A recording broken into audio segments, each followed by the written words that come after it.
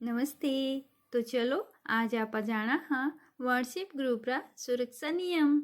यो group बच्चों रे पढ़ाई रे लिए है और ग्रुप सरकार व शिक्षा कार्यक्रम सु जुड़ियोड़ो है। ग्रुप माते भेजियोड़ा मैसेज वीडियो या फोटो शिक्षक और अधिकारी देखे है। ई वास्ते केवल बच्चों रा कार्य ही भेजना है।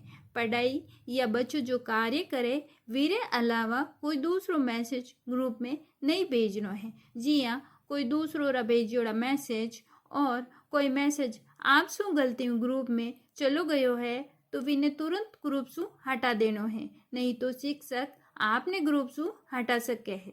अगर आप कोई दूसरो मैसेज ग्रुप में देखो हो तो वाने हटावना रुकेनो है या शिक्षक ने की सूचना देनी है। तो आओ इन नियमों रो पालन कर आपा सब मिलन व्हाट्सएप ग्रुप ने बच्चों रे वास्ते सुरक्षित और मजेदार बनावा। धन्यवाद। नमस्ते। तो चलो आज